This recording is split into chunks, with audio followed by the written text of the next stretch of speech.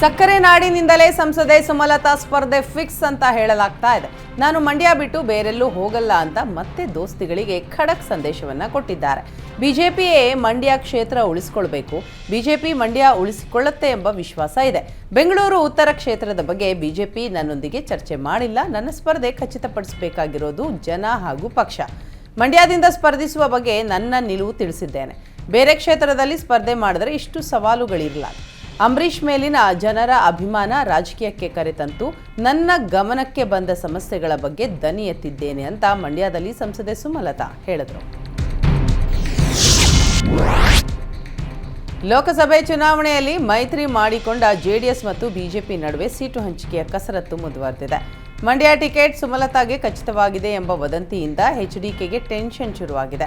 ಆದ್ದರಿಂದ ಸದನವನ್ನು ಅರ್ಧಕ್ಕೆ ಬಿಟ್ಟು ದೆಹಲಿಗೆ ಕುಮಾರಸ್ವಾಮಿ ತೆರಳಿದ್ದಾರೆ. ನಿಖಿಲ್ ಜೊತೆ ದೆಹಲಿಗೆ ತೆರಳಿದ ಕುಮಾರಸ್ವಾಮಿ ಬಿಜೆಪಿ ವರಿಷ್ಠರ ಜೊತೆ ಮಂಡ್ಯ ಟಿಕೆಟ್ ಬಗ್ಗೆ ಚರ್ಚೆ ನಡೆಸಲಿದ್ದಾರಂತೆ. ಇನ್ನು ಯಾವುದೇ ಕಾರಣಕ್ಕೂ ಸುಮಲತಾಗೆ ಮಂಡ್ಯ ಟಿಕೆಟ್ ಕೊಡದಂತೆ ಕುಮಾರಸ್ವಾಮಿ ಬಿಗಿಪಟ್ಟು ಹಾಕುವ ಸಾಧ್ಯತೆ ಇದೆ ಅಂತ ಹೇಳಲಾಗಿದೆ. ಸದ್ಯ ಮಂಡ್ಯ ಕ್ಷೇತ್ರದ ಬಗ್ಗೆ ಬಿಜೆಪಿ ಹೈಕಮಾಂಡ್ ನಾಯಕರ ನಡೆ ನಿಗೂಢವಾಗಿ ಉಳಿದಿದೆ. ಮಂಡ್ಯ ರಣಕಣ ದಿನದಿಂದ ದಿನಕ್ಕೆ ರಂಗೇರ್ತಾ ಇದೆ. ಅಖಿಲ ಕರ್ನಾಟಕ ಒಕ್ಕಲಿಗರ ಸಂಘದಿಂದ ನಡೆದ ಕಾರ್ಯಕ್ರಮದಲ್ಲಿ ಮೂರೂ ಪಕ್ಷದ ಲೋಕಸಭಾ ಟಿಕೆಟ್ ಆಕಾಂಕ್ಷಿಗಳು ಮುಖಾಮುಖಿಯಾಗಿದ್ದರು. ಬಿಜೆಪಿ ಟಿಕೆಟ್ಗೆ ಪಟ್ಟು ಹಿಡಿದಿರುವ ಸಂಸದೆ ಸುಮಲತಾ, ಕಾಂಗ್ರೆಸ್ ಸಂಭಾವ್ಯ ಅಭ್ಯರ್ಥಿ ವೆಂಕಟರಮಣ ಗೌಡ ಅಲಿಯಾಸ್ ಸ್ಟಾರ್ ಚಂದ್ರು, ಜೆಡಿಎಸ್ನಿಂದ ಹೃದ್ರೋಗ ತಜ್ಞ ಡಾಕ್ಟರ್ ಮಂಜುನಾಥ್ ಒಂದೇ ವೇದಿಕೆಯಲ್ಲಿದ್ದರು. ಈ ವೇಳೆ ಮಂಜುನಾಥ್ಗೆ ಸನ್ಮಾನ ಮಾಡಲಾಯಿತು. ಮಂಡ್ಯದಲ್ಲಿ ಮಂಜುನಾಥರನ್ನ ಕಣಕ್ಕಿಳಿಸಬೇಕು ಅಂತ ಜೆಡಿಎಸ್ ಸಿದ್ಧತೆಯನ್ನ ನಡೆಸಿದೆ. ಲೋಕಸಭೆ ಚುನಾವಣೆ ಸ್ಪರ್ಧಿಸುವ ಬಗ್ಗೆ ಪರೋಕ್ಷವಾಗಿ ಡಾಕ್ಟರ್ ಮಂಜುನಾಥ್ ಎಂಟ್ರಿ ಸುಳಿವು ಕೊಟ್ಟಿದ್ದಾರೆ. ಚುನಾವಣೆಗೆ ಸ್ಪರ್ಧಿಸುವ ಬಗ್ಗೆ ಆಲೋಚಿಸಿದ್ದು ಮುಂದಿನ ದಿನಗಳಲ್ಲಿ ಸ್ಪರ್ಧೆಯ ಬಗ್ಗೆ ಸ್ಪಷ್ಟವಾಗಿ ಹೇಳ್ತೀನಿ ಅಂತ ಹೇಳಿದ್ದಾರೆ. ಲೋಕಸಭೆಗೆ ಸ್ಪರ್ಧಿಸುವಂತೆ ಹಲವು ಕಡೆ ಒತ್ತಡ ಹಾಕ್ತಿದ್ದಾರೆ. ಸದ್ಯಕ್ಕೆ ರಾಜಕೀಯ ಕ್ಷೇತ್ರಕ್ಕೆ ಹೋಗಬೇಕಾ ಬೇಡವಾ ಎಂಬ ನಿರ್ಧಾರ ಮಾಡಿಲ್ಲ ಅಂತ ಹೇಳಿದರು.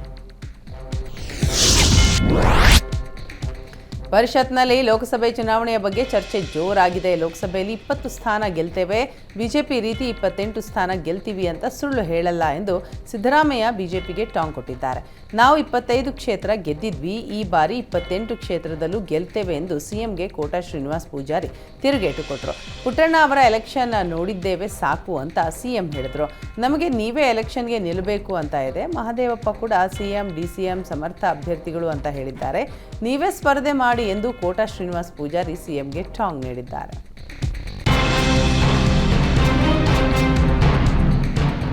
ಸಿದ್ದರಾಮಯ್ಯ ಭಾಷಣದ ವೇಳೆಯೇ ಪರಿಷತ್ನಲ್ಲಿ ಕರೆಂಟ್ ವ್ಯತ್ಯಯವಾಗಿದ್ದಕ್ಕೆ ಬಿಜೆಪಿಗರು ಲೇವಡಿ ಮಾಡಿದ್ದಾರೆ. ಕರೆಂಟ್ ಕಟ್ ಆಗ್ತಾ ಇದ್ದಂತೆ ಇದು ಕತ್ತಲೆ ಭಾಗ್ಯ ಎಂದು ಕೂಗಿ ಬಿಜೆಪಿ ಸದಸ್ಯರು ಅಪಹಾಸ್ಯ ಮಾಡಿದರು. ಕರೆಂಟ್ ಹೋಗ್ತಾ ಇದ್ದಂತೆ ತಕ್ಷಣ ಜನರೇಟರ್ ಆನ್ ಆಗಿದ್ದು ಕೆಲ ಕಾಲ ಹಾಸ್ಯಾಸ್ಪದಕ್ಕೆ ಕಾರಣವಾಯಿತು. ಲೋಕಸಭೆಗೂ ಮುನ್ನ ಕಾಂಗ್ರೆಸ್ಗೆ ರಾಜ್ಯಸಭೆ ಚುನಾವಣೆ ಅಗ್ನಿ ಪರೀಕ್ಷೆ ಎದುರಾಗಿದೆ. ಕಾಂಗ್ರೆಸ್ ನಾಯಕರಿಗೆ ಅಡ್ಡ ಮತದಾನದ ಭೀತಿ ಶುರುವಾಗಿದ್ದು ಶಾಸಕರನ್ನ ರೆಸಾರ್ಟ್ಗೆ ಶಿಫ್ಟ್ ಮಾಡಲು ಸಿದ್ಧತೆ ನಡೆಸಿದೆ. ಫೆಬ್ರವರಿ 26ಕ್ಕೆ ಶಾಸಕರು ರೆಸಾರ್ಟ್ಗೆ ತೆರಳಲಿದ್ದಾರೆ. ಫೆಬ್ರವರಿ 27ಕ್ಕೆ ನೇರವಾಗಿ ವಿಧಾನಸೌಧಕ್ಕೆ ಆಗಮಿಸಿ ಮತದಾನದಲ್ಲಿ ಭಾಗಿಯಾಗಲಿದ್ದಾರೆ. ನಿನ್ನೆಯಷ್ಟೇ ಕಾಂಗ್ರೆಸ್ ಶಾಸಕರನ್ನ ಸಿಡಿತಾ ಇದ್ದಾರೆ ಅಂತ ಶಾಸಕ ಗಣಿಗ ರವಿ ಆರೋಪ ಮಾಡಿದ್ರು. ಆರೋಪದ ಬೆನ್ನಲ್ಲೇ ಇದೀಗ ಕಾಂಗ್ರೆಸ್ ನಾಯಕರು ರೆಸಾರ್ಟ್ಗೆ ಶಿಫ್ಟ್ ಆಗ್ತಾ ಇದ್ದಾರೆ. ಭಾರತ್ ಅಕ್ಕಿ ಕಳಪೆ ಅಂತ ಹೇಳಿದ್ದ ಸಚಿವ ಮುನಿಯಪ್ಪಗೆ ಸಿಟಿ ರವಿ ಟಾಂಗ್ ಕೊಟ್ಟಿದ್ದಾರೆ. ಇಲ್ಲಿಯವರೆಗೂ ಒಬ್ಬ ಗ್ರಾಹಕ ಕಳಪೆ ಅಂತ ಹೇಳಿಲ್ಲ. ದೇಶದಲ್ಲಿ ಯಾವ ಭಾಗದಲ್ಲಿಯೂ ದೂರು ಕೇಳಿ ಬಂದಿಲ್ಲ. ಮುನಿಯಪ್ಪ ಕಿವಿಗೆ ದೂರು ಹೇಗೆ ಬಂತು ಅಂತ ಪ್ರಶ್ನಿಸಿದ್ದಾರೆ.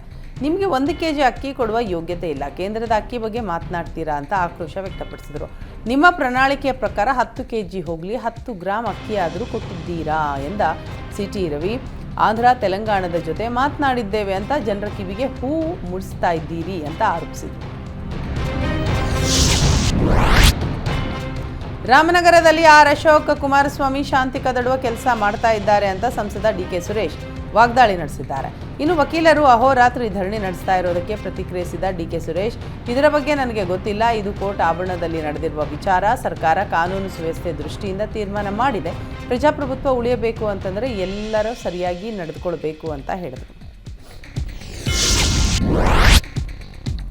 ಲೋಕಸಭೆಗೆ ಸಚಿವ ಮಧು ಬಂಗಾರಪ್ಪ ಈಗಲೇ ರಣಕಹಳೆ ಮೊಳಗಿಸ್ತಾ ಇದ್ದಾರೆ. ಸ್ವಕ್ಷೇತ್ರ ದಲ್ಲಿ ಕಾಂಗ್ರೆಸ್ ಗ್ಯಾರಂಟಿ ಸಮಾವೇಶವನ್ನು ಆಯೋಜಿಸಿದ್ರು. ಸೊರಬ ಪಟ್ಟಣದಲ್ಲಿ ಗ್ಯಾರಂಟಿ ಸಮಾವೇಶ ಆಯೋಜನೆ ಮಾಡಿದ್ರು.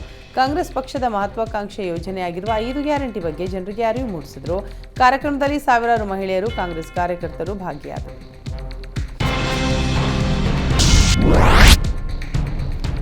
ತೋಂಟದಾರ್ಯ ಮಠ ವರ್ಸಸ್ ಫಕೀರೇಶ್ವರ ಮಠದ ಮಧ್ಯೆ ಭಾವೈಕ್ಯತೆಯ ವಾರ್ ಶುರುವಾಗಿದೆ. ಗದಗದ ತೋಂಟದ ಸಿದ್ದರಾಮ ಶ್ರೀಗಳು ಭಾವೈಕ್ಯತೆ ಯಾತ್ರೆ ಶುರು ಮಾಡಿದ್ದಕ್ಕೆ ಫಕೀರ ದಿಂಗಾಲೇಶ್ವರ ಶ್ರೀ ತಾಕೀತು ಮಾಡಿದ್ದಾರೆ. ಭಾವೈಕ್ಯತೆಯ ದಿನ ಆಚರಿಸಿದರೆ ಕರಾಳ ದಿನ ಆಚರಿಸುವುದಾಗಿ ಎಚ್ಚರಿಕೆ ಕೊಟ್ಟಿದ್ದಾರೆ. ಕರಾಳ ದಿನ ಆಚರಿಸಲು ಮುಂದಾಗಿದ್ದ ಶ್ರೀಗೆ ಪೊಲೀಸರು ತಡೆಯಾಜ್ಞೆ ನೀಡಿದ್ದಾರೆ. ಮಠದಿಂದ ಹೊರ ಹೋಗದಂತೆ ಪೊಲೀಸರ ಕಣ್ಗಾವಲಿಟ್ಟಿದ್ದು, ಪೊಲೀಸರ ವರ್ತನೆಗೆ ದಿಂಗಾಲೇಶ್ವರ ಶ್ರೀ ಆಕ್ರೋಶಗೊಂಡಿದ್ದಾರೆ. ತೋಂಟದಾರ್ಯ ಮಠ ಭಾವೈಕ್ಯತೆಯ ಹೆಸರು ಹಾಳು ಮಾಡ್ತಾ ಇದೆ, ಮಠದಿಂದ ಯಾರನ್ನೂ ಹೊರ ಬಿಡದೆ ಪೊಲೀಸರು ದರ್ಪ ತೋಡಿದ್ದಾರೆ ಅಂತ ದಿಂಗಾಲೇಶ್ವರ ಶ್ರೀ ಕಿಡಿಕಾರಿದ್ದಾರೆ. ಕರ್ನಾಟಕ ಹಾಗೂ ಮಹಾರಾಷ್ಟ್ರ ಗಡಿ ವಿವಾದ ಮತ್ತೆ ತಾರಕಕ್ಕೇರಿದೆ. ಮಹಾರಾಷ್ಟ್ರ ಸರ್ಕಾರ ಗಡಿ ವಿವಾದವನ್ನು ಗಂಭೀರವಾಗಿ ಪರಿಗಣಿಸಿದರೆ ಕರ್ನಾಟಕ ಸರ್ಕಾರ ಮೌನ ವಹಿಸಿದೆ. ಗಡಿ ವಿವಾದ ಸಂಬಂಧ ಮುಂಬೈನಲ್ಲಿ ಮಹಾರಾಷ್ಟ್ರ ಸರ್ಕಾರ ಸಭೆ ಕರೆದಿದೆ. ಸಭೆಗೆ ಬೆಳಗಾವಿಯ ಎಂಇಎಸ್ಗೂ ಆಹ್ವಾನ ಕೊಡಲಾಗಿದೆ. ಮಹಾರಾಷ್ಟ್ರದ ಗಡಿ ಉಸ್ತುವಾರಿ ಸಚಿವ ಶಂಭುರಾಜ್ ದೇಸಾಯಿ ನೇತೃತ್ವದಲ್ಲಿ ಸಭೆ ನಡೆಯಲಿದೆ. ಗಡಿ ವಿವಾದ ಸಂಬಂಧ ಸಂಗ್ರಹಿಸಬೇಕಾದ ಸಾಕ್ಷ್ಯಾಧಾರ, ದಾಖಲೆಗಳ ಬಗ್ಗೆ ಚರ್ಚಿಸಲು ಸಭೆ ಕರೆಯಲಾಗಿದೆ. ಸಿದ್ಧಗಂಗಾ ಮಠದಿಂದ ಬಿಸಿಎಂ ಹಾಸ್ಟೆಲ್ಗಳಿಗೆ ಅಕ್ಕಿ ಸಾಲ ಪಡೆದಿದ್ದ ಪ್ರಕರಣದ ಅಡಿ ಒಬ್ಬರ ತಲೆದಂಡವಾಗಿದೆ. ಹಿಂದುಳಿದ ವರ್ಗಗಳ ಕಲ್ಯಾಣ ಇಲಾಖೆಯ ಜಿಲ್ಲಾಧಿಕಾರಿ ಗಂಗಪ್ಪರನ್ನ ಎತ್ತಂಗಡಿ ಮಾಡಲಾಗಿದೆ. ಗಂಗಪ್ಪ ಸ್ಥಾನಕ್ಕೆ ಸೋನಿಯಾ ವರ್ಣೀಕರ್ ಕೋಲಾರ ಜಿಲ್ಲಾ ಹಿಂದುಳಿದ ವರ್ಗಗಳ ಕಲ್ಯಾಣ ಅಧಿಕಾರಿಯನ್ನ ನೇಮಿಸಿ ಆದೇಶಿಸಲಾಗಿದೆ.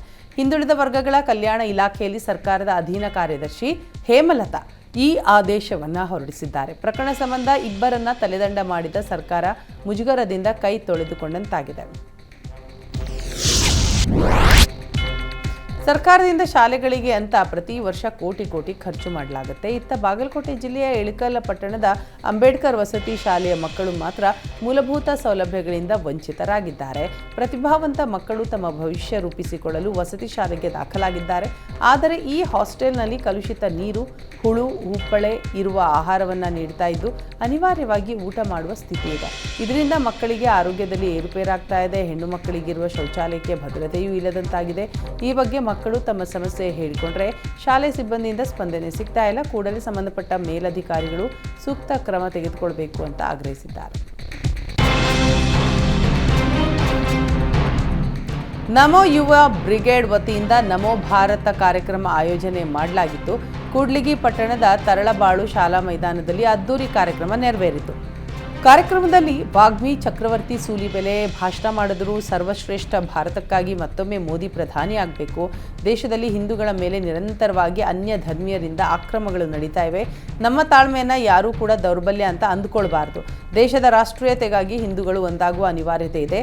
ರಾಮ ಮಂದಿರ ನಿರ್ಮಾಣಕ್ಕೆ ಪ್ರಧಾನಿ ಮೋದಿಯೇ ಬರಬೇಕಾಯಿತು. ಮುಸಲ್ಮಾನರ ದಾಳಿಯಿಂದ ಮಸೀದಿಗಳಾಗಿದ್ದ ದೇವಾಲಯಗಳು ಇಂದು ಮೋದಿಯಿಂದ ಭವ್ಯ ಹಿಂದೂ ಮಂದಿರಗಳಾಗಿವೆ ಅಂತ ಹೇಳಿದರು. ತುಮಕೂರಿನ ಪಾಲಿಕೆ ಆಯುಕ್ತರಾದ BV ಅಶ್ವಿಜಾರ್ ಅವರು ಪೌರ ಕಾರ್ಮಿಕರಿಗೆ ತಮ್ಮ ಖರ್ಚಿನಲ್ಲೇ ಸಿನಿಮಾ ತೋರಿಸಿದ್ದಾರೆ. ತುಮಕೂರಿನ ಎಸ್ ಮಾಲ್ನಲ್ಲಿ ದರ್ಶನ್ ನಟನೆಯ ಕಾಟೇರ ಸಿನಿಮಾ ವೀಕ್ಷಣೆ ಮಾಡಿದ್ದಾರೆ. ಪೌರ ಕಾರ್ಮಿಕರು ಆಯುಕ್ತರೊಂದಿಗೆ ಸಿನಿಮಾವನ್ನು ವೀಕ್ಷಿಸಿದ್ದಾರೆ. ನಿನ್ನೆ ಹಾಗೂ ಇವತ್ತು 2 ತಂಡಗಳಾಗಿ ಸಿನಿಮಾ ತೋರಿಸಲು ಆಯುಕ್ತರು ಪ್ಲಾನ್ ಮಾಡಿದ್ದಾರೆ. ಪೌರ ಕಾರ್ಮಿಕರ ಮನರಂಜನೆಗಾಗಿ ಆಯುಕ್ತರು ಈ ವಿಭಿನ್ನ ನಡೆ ಶ್ಲಾಘನೀಯ. ವಿಜಯನಗರದ ಹಗರಿಬೊಮ್ಮನಹಳ್ಳಿ ತಾಲೂಕಿನ ಚಿಮ್ಮನಹಳ್ಳಿ ಗ್ರಾಮದ ದುರ್ಗಾಂಬಿಕಾ ಜಾತ್ರೆ ಅದ್ದೂರಿಯಾಗಿ ನಡೆಯಿತು. ದ್ವೇಷದ ಬೇಲಿ ಕಳಚಲಿ, ಪ್ರೀತಿಯ ಸಹಬಾಳ್ವೆ ನೆಲೆಸಲಿ ತಾಯಿ ಅಂತ ಬಾಳೆಹಣ್ಣಿನ ಮೇಲೆ ಬರೆದು ರಥಕ್ಕೆ ಎಸೆದು ಯುವಕರು ಜಾತ್ರೆಯನ್ನು ಸಂಭ್ರಮಿಸಿದರು. ಉಲವತ್ತಿ ಗ್ರಾಮದ ಯುವಕರ ಜೊತೆಗೂಡಿ ಮನುಜತೆಯ ಒಳಿತಿಗಾಗಿ ಭಕ್ತಿಪೂರ್ವಕ ಕೋರಿಕೆಯನ್ನು ಸಲ್ಲಿಸಿದ್ದಾರೆ. ಸಾವಿರಾರು ಭಕ್ತರು ರಥೋತ್ಸವಕ್ಕೆ ಸಾಕ್ಷಿಯಾದರು.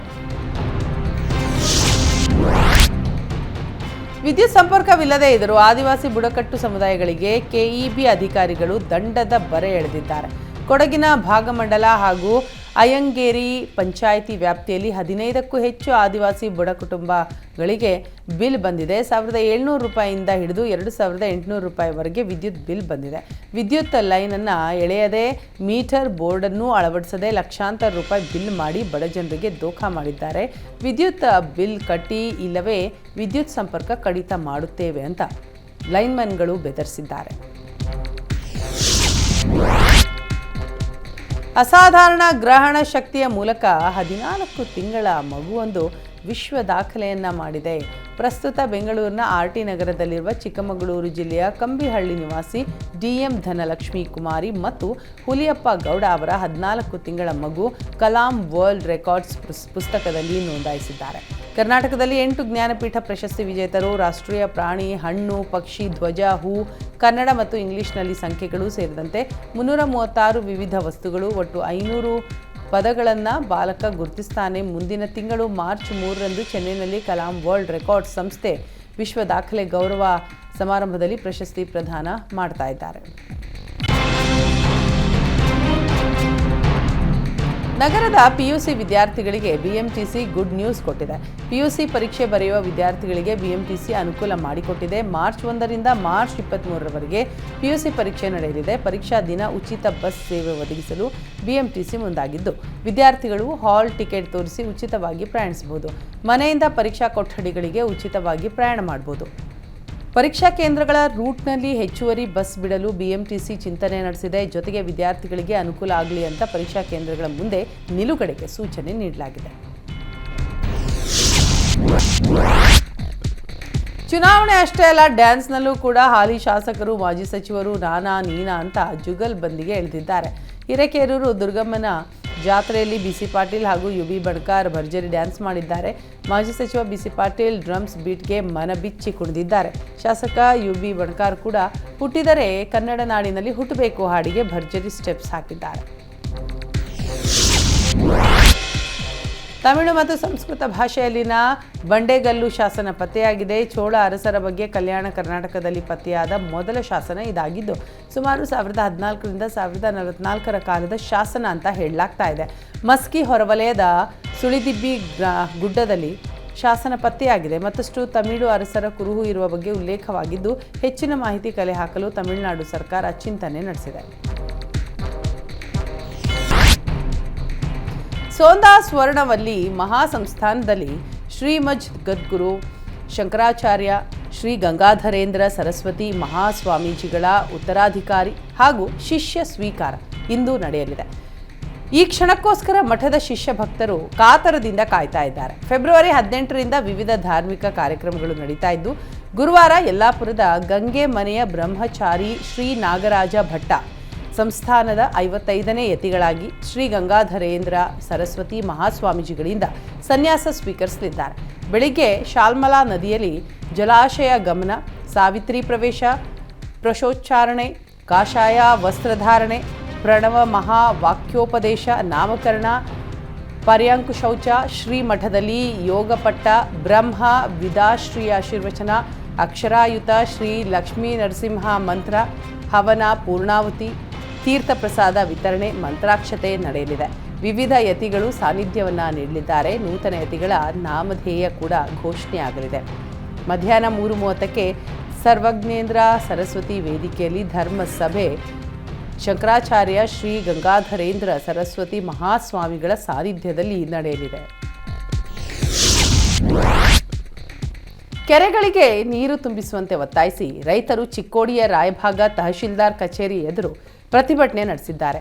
ಬೂದಿಹಾಳ ಗ್ರಾಮದಿಂದ ಪಾದಯಾತ್ರೆಯ ಮೂಲಕ ಬಂದಿರುವ ರೈತರು ಪ್ರತಿಭಟನೆ ನಡೆಸಿದ್ದಾರೆ. ರಾಯಭಾಗ ತಾಲೂಕಿನ 18 ಹಳ್ಳಿಗಳ 32 ಕೆರೆಗಳನ್ನು ತುಂಬಿಸುವಂತೆ ಒತ್ತಾಯಿಸಿದ್ದಾರೆ. ಕರ್ನಾಟಕ ರಾಜ್ಯ ರೈತ ಸಂಘದ ನೇತೃತ್ವದಲ್ಲಿ ಪ್ರತಿಭಟನೆ ನಡೆದಿದ್ದು, ತಾಲೂಕಾಡಳಿತ ಹಾಗೂ ಸರ್ಕಾರದ ವಿರುದ್ಧ ಧಿಕ್ಕಾರ ಕೂಗಿ ಆಕ್ರೋಶ ವ್ಯಕ್ತಪಡಿಸಿದ್ದಾರೆ.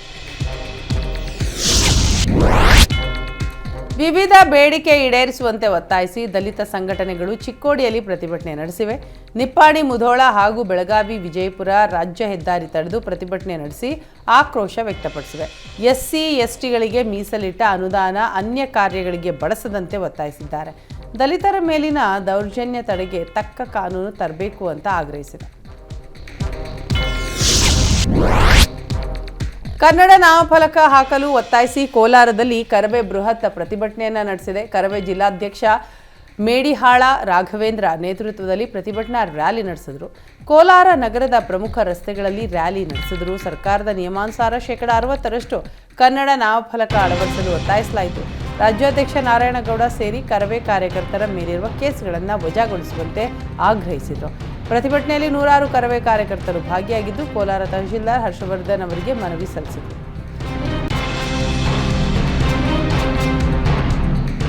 ಏಮ್ಸ್ ಸ್ಥಾಪನೆಗಾಗಿ ಕಳೆದ 650 ದಿನಗಳಿಂದ ನಿರಂತರವಾಗಿ ಹೋರಾಟ ನಡೆಸಲಾಗ್ತಾ ಇದೆ. ರಾಯಚೂರು ನಗರದ ಮಹಾತ್ಮ ಗಾಂಧಿ ಪ್ರತಿಮೆ ಎದುರು ಹೋರಾಟ ನಡೀತಾ ಇದೆ. ಕೇಂದ್ರ ಸರ್ಕಾರ ಶೀಘ್ರವೇ ರಾಯಚೂರಿಗೆ ಏಮ್ಸ್ ಮಂಜೂರು ಮಾಡಬೇಕು, ರಾಯಚೂರು ಮಹತ್ವಾಕಾಂಕ್ಷಿ ಜಿಲ್ಲೆ ಅಂತ ಘೋಷಣೆ ಮಾಡಬೇಕು ಅಂತ ಆಗ್ರಹಿಸಲಾಗ್ತಾ ಇದೆ. ಜಿಲ್ಲೆಗೆ ಯಾವುದೇ ಮಹತ್ವಾಕಾಂಕ್ಷಿ ಯೋಜನೆ ನೀಡಿಲ್ಲ. ಏಮ್ಸ್ ನೀಡಿದರೆ ಮಹತ್ವಾಕಾಂಕ್ಷಿ ಹೆಸರಿಗೆ ಅರ್ಥ ಬರುತ್ತೆ ಅಂತ ಹೋರಾಟಗಾರರು ಆಗ್ರಹಿಸಿದ್ದಾರೆ.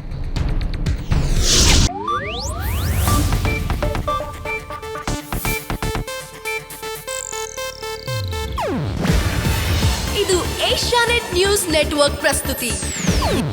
ನೀವು ನೋಡ್ತಿದ್ದೀರಾ ಏಷ್ಯಾನೆಟ್ ಸುವರ್ಣ ನ್ಯೂಸ್.